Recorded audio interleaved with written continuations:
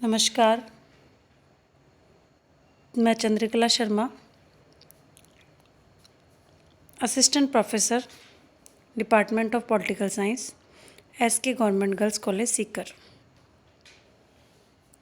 आज हम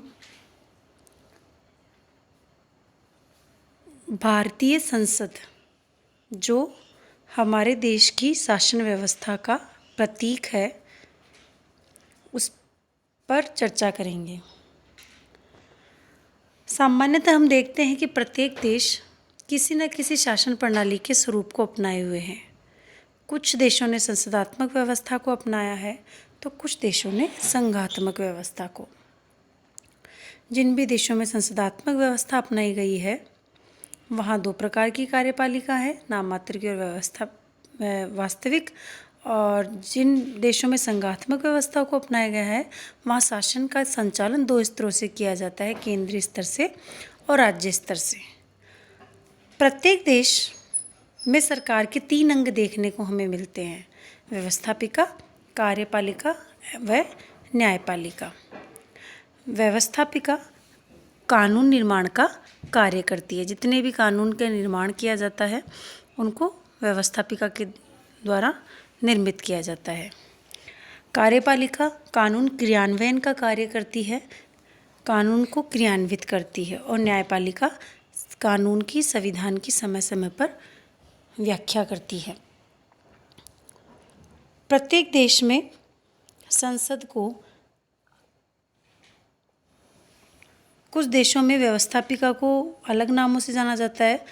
सरकार का जो अंग व्यवस्थापिका है, उसे भारत में संसद के नाम से जाना जाता है।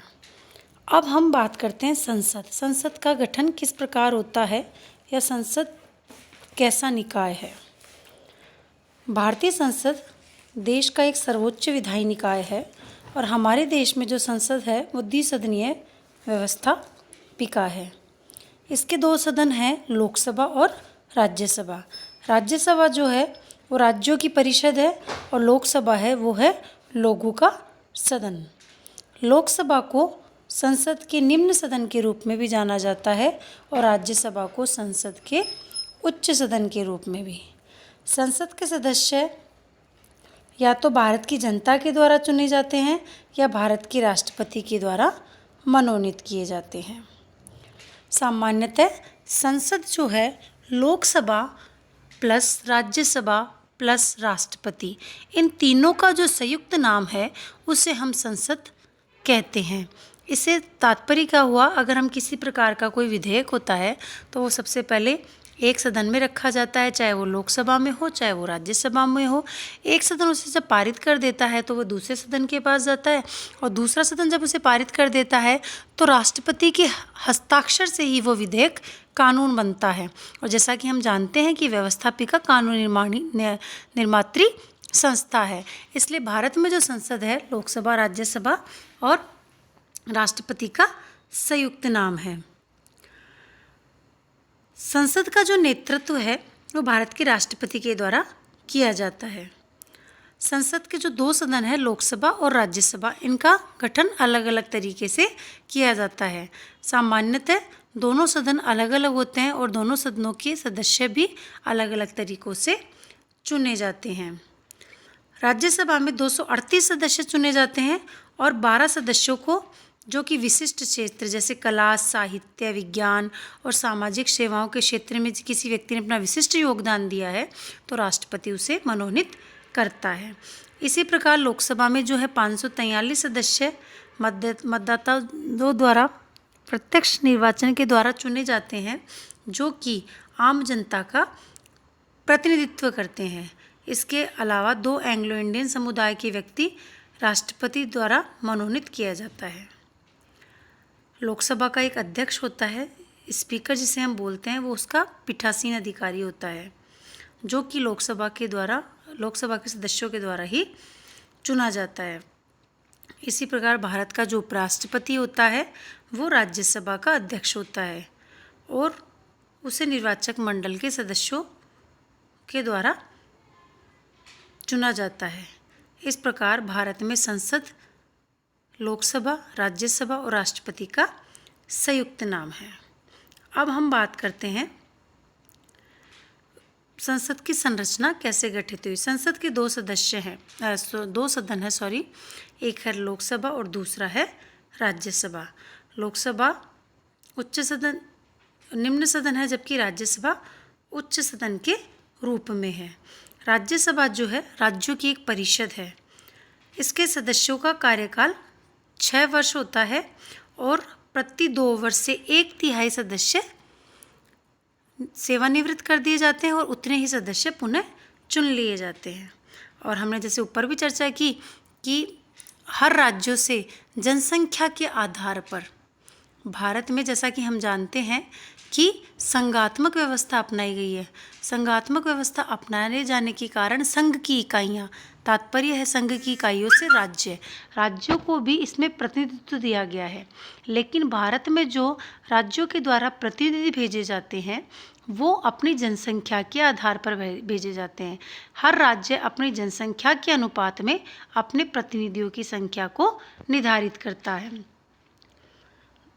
200 अधिकतम इसकी संख्या जो है 250 है और 238 सदस्य विभिन्न राज्यों के द्वारा चुन के आते हैं और 12 सदस्यों को राष्ट्रपति नामजद या मनोनीत कर देता है। एक अध्यक्ष होता है, एक उपाध्यक्ष होता है जो उसी सदन के द्वारा चुने जाते हैं। फिर दूसरा है लोकसभा जो संसद का निम्न सदन है, जिसे हाउस ऑफ द पीपल भी कहा जाता है, जो निम्न सदन है, जिसे लोकप्रिय सदन भी कहा जाता है। इसका कार्यकाल सामान्यतः 5 वर्ष होता है, लेकिन समय पूर्व ये भंग भी की जा सकती है। आम जनसंख्या के द्वारा इसके सदस्यों का निर्वाचन किया जाता है प्रत्यक्ष रूप से। 543 सदस्य जो है जनता के द्वारा चुन के आते हैं और 2 जो सदस्य है वो राष्ट्रपति के द्वारा एंग्लो इंडियन समुदाय के जो व्यक्ति हैं उनको मनोनीत किया जाता है। एक अध्यक्ष होता है। अध्यक्ष को संसद लोकसभा के संदर्भ में विशेष अधिकार है। वह सदन की कार्यवाही का संचालन करता है, अनुशासन बनाए रखने की स्थिति पैदा करता है, विभिन्न प्रकार के विवादों का निपटारा करता है। अब हम बात करें भारतीय संसद के बारे में। भारतीय संसद जो है देश की एकता व अखंडता का प्रतिनिधित्व करती है। संसद के पहले घंटे यानी 11 से 12 बजे के बीच में का जो काल है वो प्रश्नकाल के नाम से जाना जाता है। इस दौरान विभिन्न सांसद नीतियों, सरकार और विभिन्न बिलों के बारे में अपने विचार व्यक्त करते हैं। 12 बजे जो है संसद का शून्यकाल, जिसे हम 0 आवर के नाम से भी जानते हैं, उसमें महत्वपूर्ण विषयों पर चर्चा की जाती है। संसद में पूछे गए प्रश्नों के लिए संशोधन, नए बिल इत्यादि के लिए इलेक्ट्रॉनिक मतदान की व्यवस्था भी प्रचलित है। विभिन्न प्रकार के व्यक्ति अपने किसी विषय पर अपने तर्क देने के लिए इलेक्ट्रॉनिक मतदान की व्यवस्था को अपनाते हैं। समय समय पर संसद की अपनी शक्तियों का प्रयोग करते हैं। संसद की जो शक्ति है वो विधायी शक्ति है, कार्यपालिका संबंधी शक्ति है, वो राष्ट्र का प्रतिनिधित्व करती है, वित्तीय शक्तियाँ हैं, साधारण विधेयक के संबंध में शक्तियाँ हैं। विधेयक जो साधारण होता है वो लोकसभा और राज्यसभा किसी भी सदन में पारित रखा जा सकता है। एक सदन के द्वारा पारित होकर वह दूसरे के पास जाता है और दोनों सदन अगर उसे पारित कर देते हैं तो राष्ट्रपति के हस्ताक्षर के द्वारा वह विधेयक कानून का रूप धारण कर लेता है। दूसरी जो उसकी शक्ति है वित्तीय शक्ति है। वित्तीय शक्ति के अंतर्गत समस्त प्रकार के वित्तीय विधेयक, विनियोग विधेयक जो है संसद के लोकसभा में ही रखे जाते हैं और एक सदन के द्वारा पारित होने के बाद में वही प्रक्रिया इनके संदर्भ में भी अपनाई जाती है। इसके द्वारा संसद है वो विभिन्न प्रकार का निर्वाचन कार्य भी करते हैं। राष्ट्रपति के निर्वाचन में भाग लेते हैं, उपराष्ट्रपति के निर्वाचन में भी दोनों सदनों के सदस्य के द्वारा भाग लिया जाता है।